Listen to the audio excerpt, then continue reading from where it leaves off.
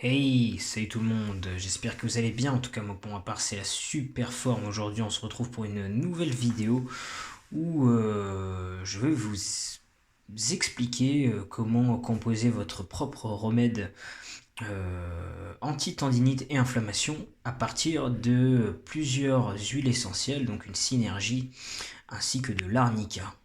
Donc je vais pas vous faire patienter plus longtemps, on va entrer dans le vif du sujet dès maintenant. Et je vais vous expliquer la recette qui va vous permettre justement de faire passer vos tendinites, si vous en avez, en 1 ou 2 semaines. Voilà, après en fonction de la chronicité, si je puis dire, de votre tendinite. Si elle est installée aussi, justement, elle est toute récente pour la faire passer rapidement et efficacement. C'est ça l'important. Parce que la synergie des huiles essentielles va permettre non seulement justement de faire passer la tendinite, mais qu'elle ne revienne pas, justement. Je vous expliquerai ça pour chaque huile dans une prochaine vidéo. Passons directement à la recette. A de suite.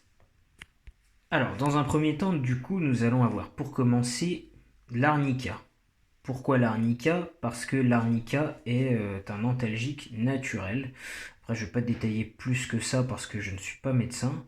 Donc, vous allez y mettre 50 gouttes dans votre huile, enfin dans votre bocal à huile essentielle. Voilà, donc pour commencer, je vous passe, voilà, vous savez comment on met des gouttes, quoi. Juste simplement, vous faites attention parce que le débit peut être plus ou moins rapide en fonction justement de la matière de l'huile. Là, l'arnica, c'est plutôt très très liquide, donc il faut faire attention.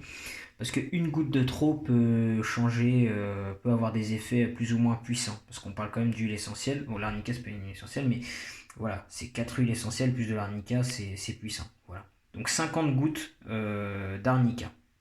De macérat huileux d'arnica, pardon. Donc ensuite, on va avoir une deuxième huile. Je sais pas pourquoi j'ai pris cet accent pour parler. Enfin bref. On va avoir du coup une deuxième huile essentielle, la Golterie odorante. Voilà, la Golterie odorante. Bon, vous avez pas vu puisque c'est pas net, mais mon téléphone est un petit peu mort en ce moment. Je vais le changer dans pas longtemps. Donc là, on va être sur 25 gouttes. Encore une fois, vous faites très attention au débit parce que ça peut aller plus ou moins vite. Voilà, donc ensuite vous allez mettre de l'eucalyptus citronné, donc c'est pareil, c'est 25 gouttes dans le pot. Encore une fois, attention au débit. Donc ensuite vous allez pouvoir mettre 10 gouttes d'huile de vétiver. Encore, j'insiste sur le dosage, ne mettez pas une goutte de plus. Genre mettez pas 25 gouttes d'huile de vétiver, c'est 10, c'est 10. C'est des huiles essentielles, faut pas déconner avec ça. Voilà. Donc 10 gouttes d'huile de vétiver, voilà, voilà.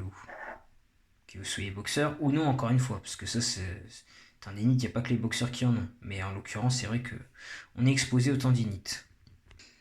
Et pour terminer, du coup, 10 gouttes d'huile de cade. Chaque huile a une utilité spécifique en fait. Donc il y a une huile qui va agir sur l'inflammation, une autre huile qui va éviter la récidive, une autre huile qui va drainer, et la quatrième huile, là aussi une utilité. Encore une fois, je vous ferai une vidéo pour chaque huile spécifiquement, les explications de quels effets, parce que là, dans l'immédiat, je vous avoue que je m'en souviens plus. Mais en tout cas, cette synergie marche très très bien. Vous pouvez l'essayer, vous pouvez me faire d'ailleurs vos retours en commentaire.